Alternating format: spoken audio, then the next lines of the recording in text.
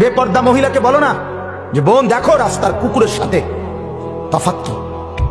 বেহায়া নারীকে বলেন এক কুকুর দুর্গন্ধ ছড়ায়, বেহায়া নারী তার চাইতে বেশি দুর্গন্ধ ছড়ায়।